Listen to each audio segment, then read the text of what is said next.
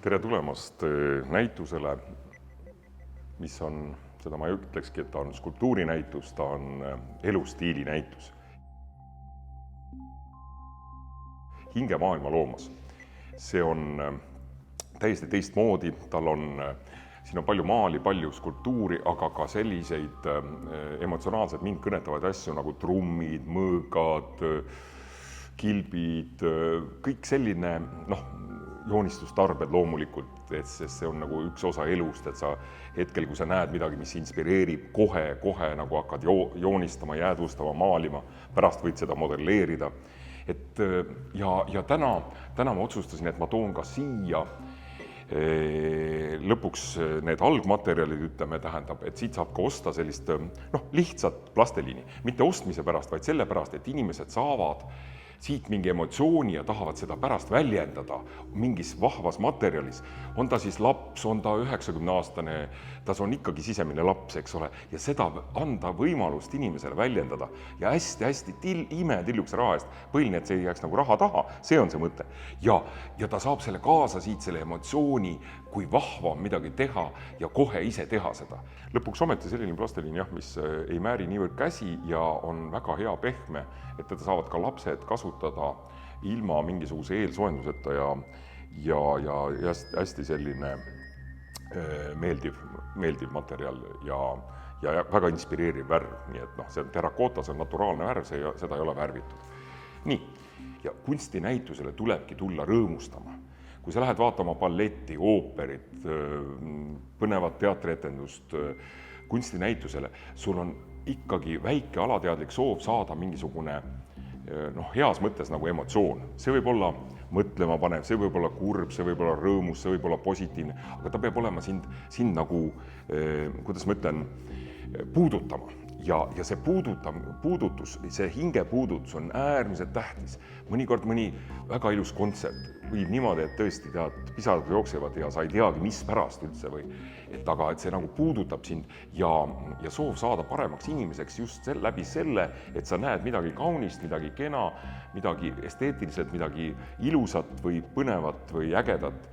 Et see on see, mis siin nagu selle kunsti või selle konkreetse näituse puhul on nagu see eriti selline tähtis. Et siin on nagu täiesti, ma ei ole kunagi sellist näitust teinud, ma arvasin, et seda ei tohi teha niisugust asja, kõik on sigri-migri, pudru ja kapsad, aga mõeldes nüüd oma elu peale ja elustiili peale, siis tegelikult see on minu jaoks need tähtsad ja siin on ka midagi välja jäänud palju asju, aga lihtsalt mis siia mahtus. Minul on siin põnev olla ja kui ma lähen kunstinäitusele, ma tahangi, et see oleks põnev. Siin on nii palju selliseid kollektsioone, mis mulle nagu väga kõnetavad mind, näiteks need mäed, need sajaanid seal ja need filosoofilised, need pealkirjad, ideed, siis need 3-meetrised hundid, mis ma olen teinud Laitsesse, nagu sa tead, tipi juurde, eks ole. Ja selleks, et seal saaks festivali ajal nagu ennast hästi tunda. Üks kõnekamaid on ikkagi see noor daam selle vene hurdaga, et see nagu väga paljusid kõnetab ja mul on nagu huvitav vaadata täiesti uusi töid, näiteks see kevad siin südames, eks ole, need õunapuied ja täna muideks läksid mul õunapud lahti õitsema, täna nüüd alles, nii et need olid ette tehtud, siuke unistus sellest, see, et sa ootad õunapuude õitsemist, see on niivõrd inspireeriv, sa näed kaunist naise figuuri, eks ole, imeilus, eriti kui ta on ihualasti, ja sa unistad sinna need õunapuõied juurde, eks ole, või kirsiõied. Seal on nagu seda ilu nagu taotlust või midagi sellist või ürgset, midagi siukest hingest. Või mis siin on näiteks nagu see, mis on väga mulle meeldib, see usaldus. Ma üks suuremaid töid peale nüüd äkki peale Tarva. See on nüüd 4x6 meetrit ja see on nüüd Taveeria usaldus, eks ole, kus on nüüd Silver ja Katja, nad käisid seda ka vaatamas, on siis hetkeks siis oma tantsu, kus ma teen siis tema tantsimise ajal, ma modelleerin iga tantsuetenduse ajal ühe töö. Ja see on nüüd üks töö, mis sai nüüd ära suurendatud nüüd 4x6 meetrit. Ja ma olen selle üle ülimalt uhke. Ma olen nii õnnelik, et ma seda tegin. Ja nüüd ma tahan teha ka veel selle, kus Vahur ja Helena on seal Jah kallis on selle töö nimi ja siis teine on seal, mis on ta on selle silla pea nagu unistuste sild. Need 2 tulevad nüüd ka 4-meetrised, 4-5-meetrised tulevad nüüd 2 tükki.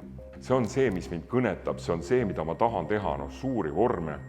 Mitte, et ei võiks väikest vormi teha, väike peab hästi mõjuma ja ka suur peab hästi mõjuma. Kui sa lähed maalile lähedale, vaatad kaugelt ja sulle meeldib ja lähed lähedale ja ikka meeldib, siis ongi hea töö. Nii mina näiteks kunsti hindangi niimoodi. Vaatad kaugelt, jube äge, lähed lähemale, ikka on äge, ongi hea töö. Ei loe, kas ta on abstraktne kunst, mida iganes, hoolimata sellest, mis seal siis peal on. Et nii tulebki suhtuda, et see võlu või see energia või mis kunstnik paneb ühe kunstiteose sisse, see peab kiirgama sealt, see peab olema niimoodi, et see nagu kõnetab, vaat siis on õige asi. Kõige, mulle meeldib niisugune, et ma näen kohe tulemust, eks ole. On see siis akrüül või pastell, pigem pastell, eks ole, ja pronksis ka, eks ole, et ma saan kohe, ma teen täna töö ja 6 aja pärast on see mul metallis, eks ole, et selles mõttes ta on nagu selles, nagu kõige kiirem, et on ju skulptuure, mis võtavad näiteks mu pikem, kõige hullem minu jaoks oli 6 aastat oli see mõtlik mees, mis on Sõpruse puiesteel. 1,5 aastat raiusin, siis oli seal pragu sees, siis tuli ära visata, alustada täiesti uuesti plokist, 35-tonnisest plokist, aga siis see tunne juba, kuidas see seal sees peab olema, oli juba nii võimas, et siis oli palju lihtsam raiuda. Aga 6 aastat oma elust raiuda ühte tööd, iga päev mingi 4 tundi ja pluss siis meister tegi veel 8 tundi, nii et iga päev 10-12 tundi ja 6 aastat, eks ole.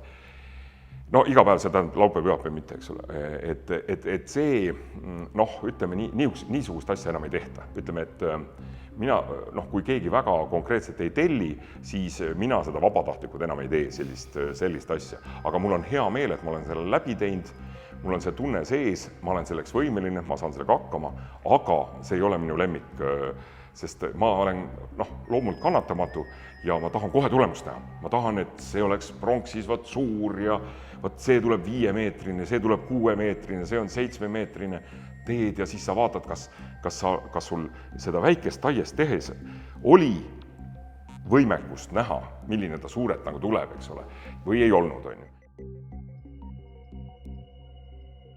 Protsess on kõige tähtsam muidugi, see liikumine mingisuguse parema mina poole või paremaks saada soovimine või saamine, eks ole. Aga ütleme, siin on siin on ju põnevaid verstaposte, see Tarvas on päris hea Rakveres, eks ole. Need hetk enne suudlust, hetk pärast suudlust siin nurga taga kohe siin 1 minuti kaugusel Musumäel, eks ole. Ja kevadet võetakse seal vastu nagu suudlemisvõistlustega, et kes pikemalt suudleb, on ju. Ja eks neid õnnestumisi on olnud veel, eks ole, Suur-Tõlle Piret on päris hea, ütleme Kuressaares, eks ole, Kihnu Jõnn Pärnu jahisadamas, erakordselt põnev töö, erakordselt nagu võimas, monumentaalne oma hiigel suure roolirattaga ja piip suus ja siis Uku Maasingu portree näiteks, väga hea Lipa koolis, keegi ei ole seda kunagi näinud peale minu ja ma arvan Uku Maasingu hinge või selle vaimu, sest kool on kinni ja seal on Uku Maasingu siis nagu mälestustuba. Ja üks töö, mille ma panin üles nüüd ka mõned päevad tagasi, sain nüüd lõpetatud ära üks hingehaldjas, see on flööti mängiv pronksfiguur, imeilusa rohelise paatinaga tehtud kleidiga, kus on 3 ööbikut kõrval. Ja see on Tartus Lembit-Lumbi eraaias ja seal on siis idee on siis selles, et ta on graniidist sellise looduslikust graniidist nagu pingi peal istub, mängib flööti ja 3 ööbikut, pronksist pisikesed ööbikud, niisugused on siis ka erinevates kohtades. Ja mõte on see, et öösel kui läheb pimedaks, läheb taha tal rohekas valgus on ka kuma ja läheb mängima selline teos, mis mind ka inspireeris seda tegema, kus on siis flöödimäng ja ööbikulaul on kokku miksitud. Saad aru, sihuke teos, saad aru.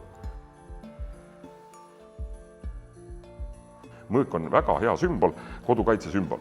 Mõte on hoopis teine, mitte agressioon, vaid tera peale siis graveeritakse omaniku nimi, mõni teeb seda oma vanaisast alates, eks ole, aga omaniku nimi, abikaasa, lapsed, lapselapsed, eks ole, et see mõõk sümboliseerib perekonna see on nagu perekonna reliikvia või selline perekonna sihuke traditsioon või traditsiooni tähendab tekitamine. Et sa oskad siit pealt vaadata näiteks, et vanaisa sündis sulle, eks ole, jaa, eks ole, 11. mai 1899, aga millal ta lahkus igavesse itta? 31. detsember 1975, vaat see ei tule enam meelde, eks. Ja siis, aga siit mõõga pealt vaikselt vaatad, millal küünal panna, eks ole. Nii et selles suhtes minul on ta täiesti totaalselt teine nagu suhtumine. Siin suured mõõgad, eks ole, siia ikka mahub neid nimesid, on ju terve. See on siuke pisikene, tead, siukene. Ma olen neid teinud üle 270 erineva.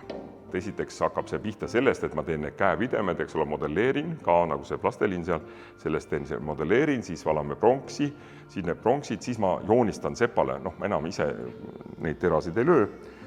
Neid terasid on mulle teinud 3 seppa. Tõnu Arrak, Heigo Jelle ja Lembit Palm. Praegu, kui mul on 4 tera on valmis, ma nüüd nagu vaatan seda tera ja siis ma kohe sinna teen, siis modelleerin need pronksid ja pärast siis niisuguse keermega siin on väga huvitavaid neid keermeid tehtud, siin on tammepuust siin kõik ja ma kasutan veel ka Peeter I istutatud tamme, mis oli Kadriorus.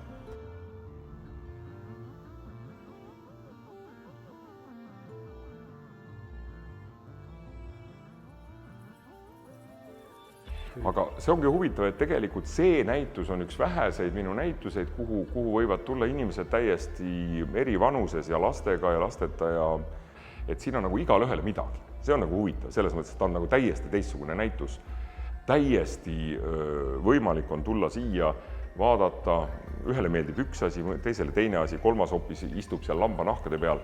Ma ei kujuta ette, milline järgmine näitus peab selle üle lööma, eks ole, ma praegu ei kujuta ette, aga eks ma hakkan selleks ka valmistuma, et ilmselt tahaks teha Vabadusplatsil ühe suure näituse, kus on siis tõesti need 7, 6, 7, 8 meetrised skulptuurid väljas siis üheks korraks vähemalt need suured, mingi 20 tükki näiteks või.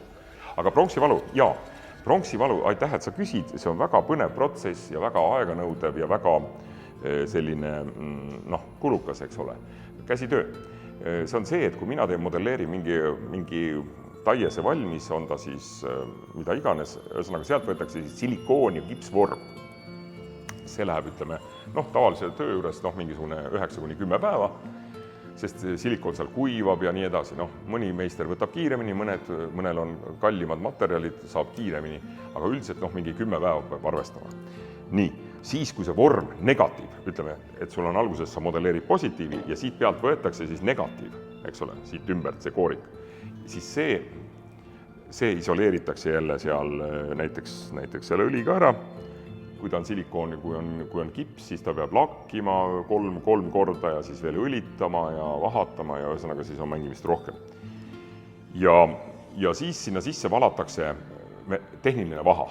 See on põhimõte sama, mis on mesilasvaha, aga ta on selles mõttes eriline või teistmoodi, et ta on tehniline vaha ja see peab olema hästi õhuke. Nii et see on siin mingi 3-4 millimeetrit ainult on see pronksikiht. Ja see on väga tähtis, ma räägin pärast, miks pärast. See on ülitähtis, et ta sees täis ei ole.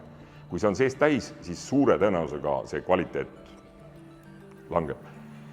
Nii, nüüd sa valad sinna sisse õhukse vahakihi ja ülejäänud vaha valad välja, vaha kuivab selle vormi küljest, kui on õieti tehtud, vormi küljest lahti ja järgmisena on ta juba sul, saad parandada, teha kõik korda ja sul on võimalus uuesti see skulptuur valmis saada. See on siis signatuurid peale, silmad, ninad, kõik asjad, eks ole. Ja järgmine etapp on see, et sinna pronksivalu vaha sisse ja väljapoole valatakse šamoti ja kipsisegu. See on väga vajalik, see šamott on see, mis kannatab paar tuhat kraadi, eks ole, pronksi valamine on 1360 kraadi, see on niimoodi, aga sul peab see materjal kannatama rohkem, eks ole. Nii, sinna sisse ja väljapoole valatakse siis nii-öelda kärn ehk see vormisegu ja omavahel, et nad peavad olema fikseeritud, see sisemine siis šamoti ja kipsisegu ja välimine. Terasvarrastega läbi selle vahakihi terasvarrastega fikseeritakse omavahel ka veel. Nii, nüüd ta läheb ahju. Ahjus on ta 5 päeva, 700 kraadi vähemalt ja aeglaselt see temperatuur tõstetakse ja aeglaselt pärast laske, et see, ühesõnaga ta alguses sulab ja pärast põleb välja, kõik tuhk ka põleb välja sealt see vaha, sest vaha 70 kraadi juures juba keeb, eks ole.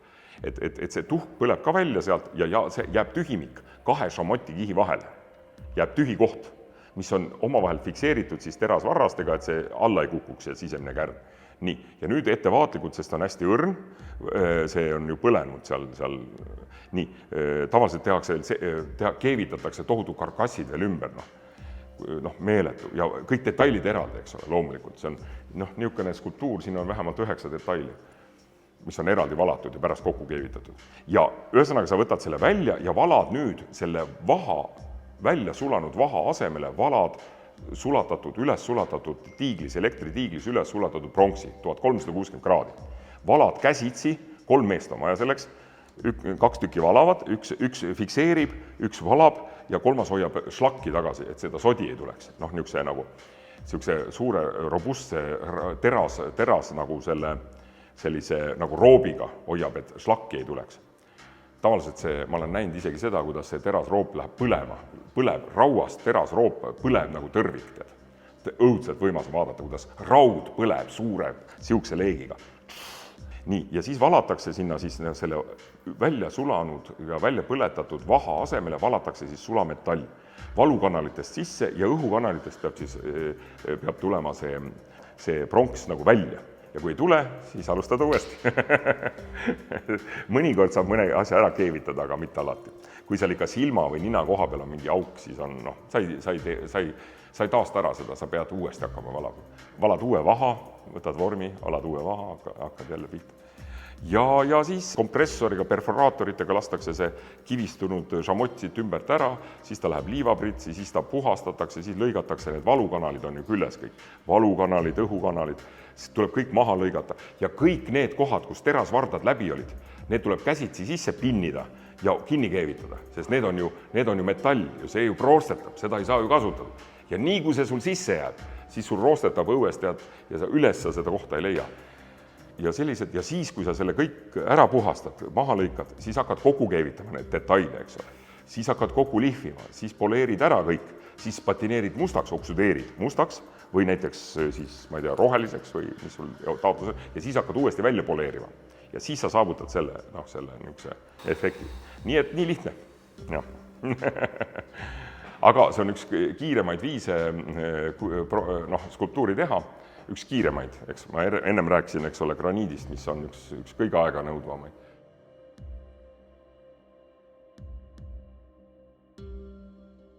Ütleme, skulptor alles on võimeline tegema tipptasemel tööd, kui ta on 50 aastat vana.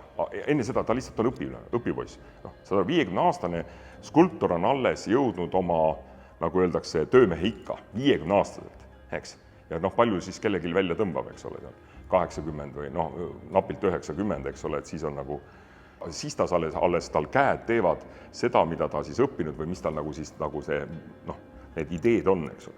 Et see on jah, natuke kahju, et veits vähe, 100 aastat jääb puudu, et lihtsalt seda kogemusi, nii põnevaid ideid, mis on, minul oleks vaja vähemalt mingi 100 aastat veel, et seda pagasit nüüd nagu ära kasutada, eks, mis ma nüüd õppinud olen ja mis ma kõik näinud olen ja mis ma nüüd nagu olen võimeline tegema, mis mu käed on võimelised tegema, et see on sellest on natuke kahju, veits raiskamine, kui tuleb varem minna. Aga hea asi on see, et siis järgmises elus ehk oskan natuke edasi teha.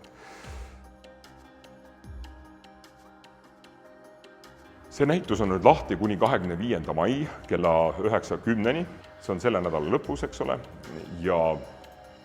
ja veel saab minu töid näha loomulikult Laitse graniitvillas, www.graniitvilla.ee ja tulge kohale, sest kunsti sa pead seda katsuma, eks ole, nagu skulptuuri peab saama katsuda, et mingi pildi pealt või internetist see on, see ei ole ikkagi see. Või siis Uustänav 20, mul on galerii, ka seal on 400 ruutu ja väga palju kunsti kokku kogunenud, eks. Praegu ma tulin just ateljeest ja ega seda, et see suur näitus on sealt ära viidud, ega seda näha ei ole. Tulge kohale ja kui te näitusele ei jõua siia nüüd selle nädalaga, millest on ääretult kahju, sest see on tõesti põnev ja niisugune kontsentreeritud nähtus, siis Laitse graniitvillasse ja Uus tänav 20 galeriisse, palun. 6411 002 on seal, Tuuli võtab vastu teid, väga põnevalt räägib seal ja loomulikult Laitse graniitvillas on palju kontserte, palju fantastilisi festivale, alates tantrafestivalist ja lõpetades igakuiste regivärsi ja laulu ühislaulmistega. Ja millele ma väga soovitan tulla. Järgmine on nüüd 2. juuni kell 3, see peaks olema pühapäev, et siis sinna kindlasti ja siis saate ka kunsti vaadata seal. Nii et tere tulemast, peatse kohtumiseni!